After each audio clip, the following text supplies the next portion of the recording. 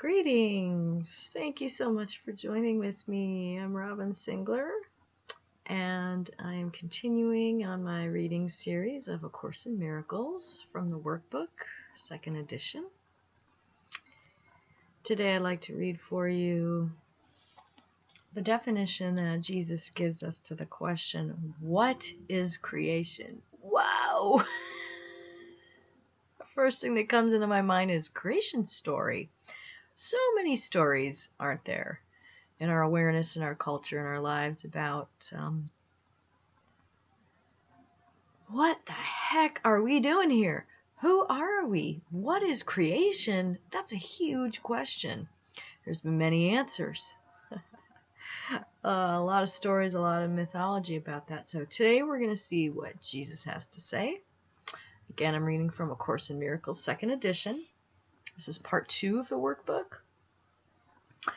And a workbook for students, of which I'm one. And this definition is definition 11 of part 2 of the workbook, and it follows lesson 320. So we're getting near the end of this training program that Jesus set out for us, this 365-day lesson training program, mind training program. So we've gotten to what is creation. Are we ready? Yes, we are. He's fit the definition of what is creation into 5 paragraphs. And the 5th paragraph is only 2 lines long. So, let's see what he has to say.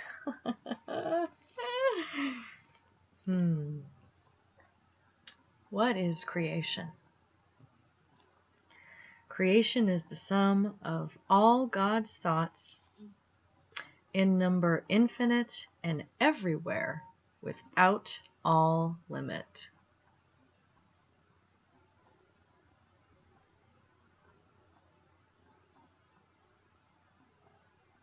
Only love creates, and only like itself.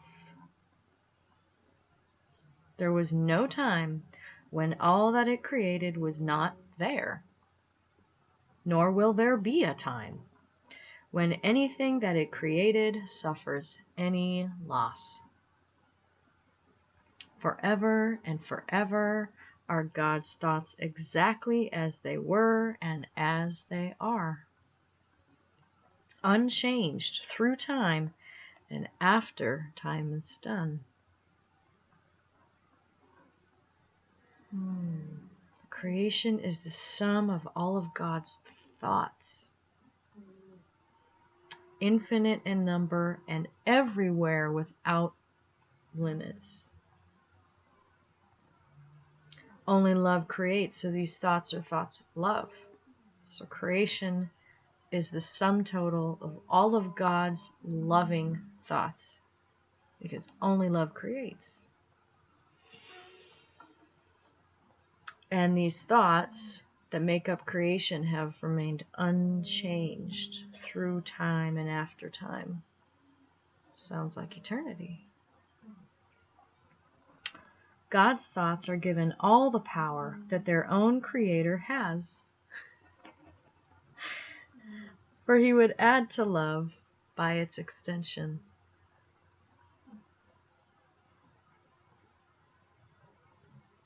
Thus His Son shares in creation, and must therefore share in power to create.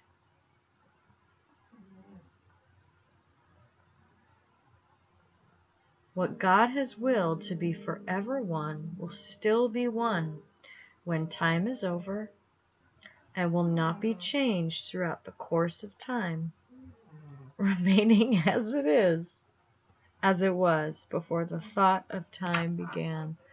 So I have my friend Sweet Pea here very close by, and she is lightly snoring, so it's making me laugh. But that's perfect, because she is a thought in creation too.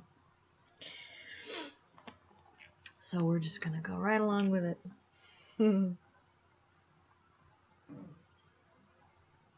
So often in the Course, the 2nd paragraph is really interesting, because if I'm a thought of God, Jesus tells us that I'm a thought of God. I'm a thought in the mind of God. This comes up a lot in the Course. Jesus is very clear on it. God's thoughts are given all the power that their own Creator has. God's thoughts. Who I truly am could be substituted for God's thoughts. My true self. I'm talking about me. I'm talking about you. Who we are in truth has been given all the power that their own Creator has. Thus his Son shares in creation and must therefore share in power to create. This gives us a lot of power. This is not a story then of powerlessness, of victimization, of being at the mercy of a world that wields its way and controls me. That's not the case. This definition is helping us to see this.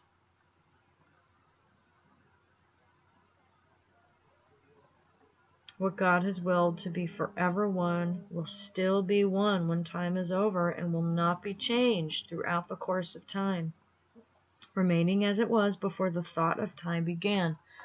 And so the thought of time that the Son of God made up, that God did not, which creates this experience of separation and an experience of guilt for wanting to separate, for wanting to be separate from God, has done nothing. This thought of time has not changed because God's thoughts are part of his will. It's telling us what God has willed to be forever one will still be one when time is over. So what God has created, his creation, his thoughts have not changed. Nothing has been destabilized, nothing has been lost, nothing has been tucked away in a corner somewhere where it can't be accessed or reached or experienced. It's not the case. Creation then is permanent. Creation is eternal. Creation is the opposite of all illusions, for creation is the truth. Creation is the Holy Son of God. Creation is the Holy Son of God. Me? You? Creation? The same? Creation is the Holy Son of God, for in creation is his will complete in every aspect, making every part container of the whole. Its oneness is forever guaranteed, inviolate, forever held within his holy will, beyond all possibility of harm, of separation, of imperfection, and of any spot upon its sinlessness.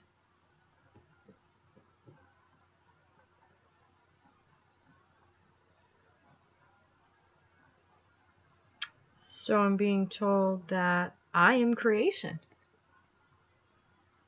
Creation is the Holy Son of God. I'm told many times in this teaching that I am the Son of God, and that everyone and everything I see is also the Son of God. It is part of the one. It is joined with me, just as quantum physics explains in the zero-point field. Everything is everything. And line 2 of paragraph 3 makes reference to this. Creation is the Holy Son of God, for in creation is his will complete in every aspect, making every part container of the whole. Every part is whole. There is no fragmentation. There are no missing pieces or missing parts. The Son of God is whole. This is also being reflected in quantum physics. There aren't little bits that need to join together to make stuff. This Newtonian theory is not the case. There aren't little bits. It's all mind. And it's all of us together forever. And this is creation.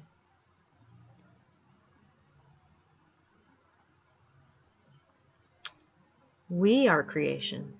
We, the sons of God. We seem to be discreet and unaware of our eternal unity with Him. Yet back of all our doubts, past all our fears, there still is certainty.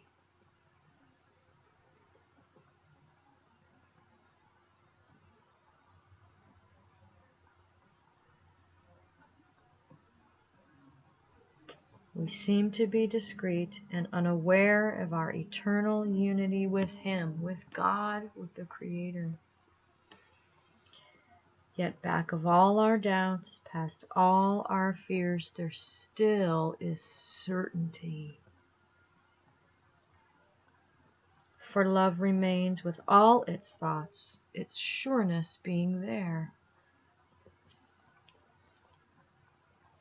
Certainty, sureness, beneath the thoughts of lack, discretion, smallness. I'm just a small little person. What can I do? I'm just this person. I'm going to die someday. And there is a certainty, a sureness beyond these beliefs and thoughts that are nothing more than the result of wanting to believe something differently and believing the patterning and letting the conditioning run the show in the mind and in our lives. This certainty, this surety is in the mind, there to be accessed, there to be expanded upon, there to be acknowledged.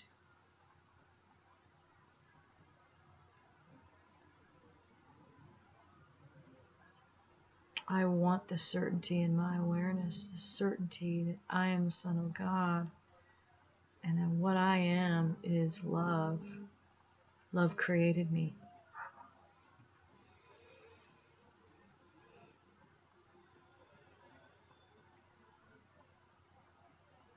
God's memory is in our holy minds,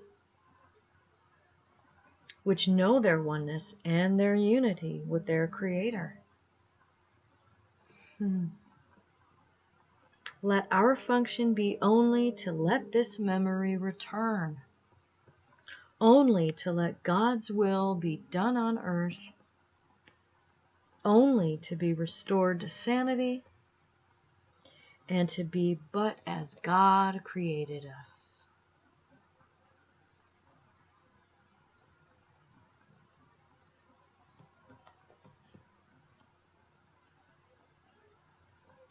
Indeed, let us allow this memory of the truth, this memory of love return, to let God's will be done, to let the awakening occur, to let fear be swept away, only to be restored to sanity and to be as God created us.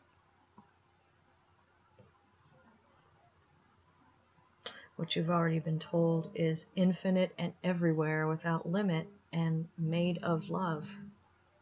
That is God's will. That is creation, and that is who I am and who you are together, always.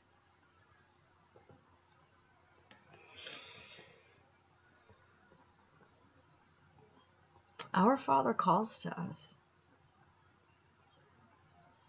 We hear His voice, and we forgive creation in the name of its Creator,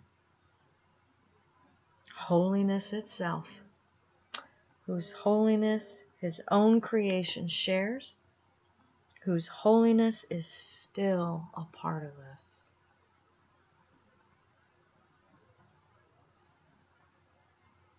whose holiness is still a part of us.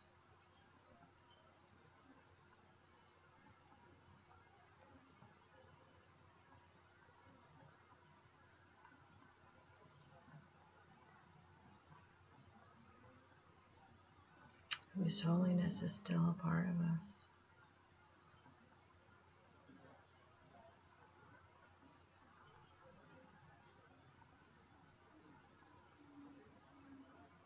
I invite you to take some time now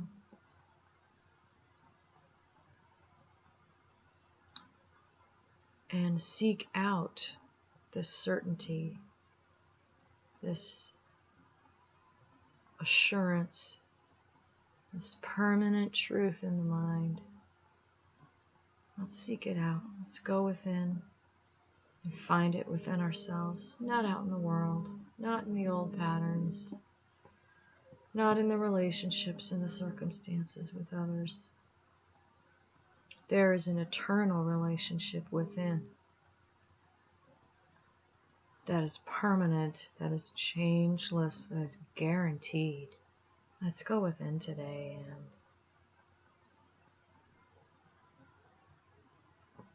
and reacquaint ourselves with that part of us, with this creation story of limitless love that is beyond time and space, and so beyond all suffering. Yes, reach into the mind today for the memory of God. Let ourselves just belong to Him today. Belong to love. Be in love. And the gifts of peace and joy, tranquility, and defenselessness are ours to reap as we do this.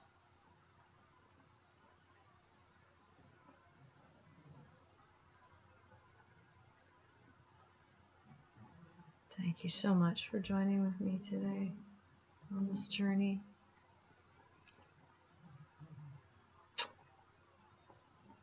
Have a beautiful rest of your day. I love you.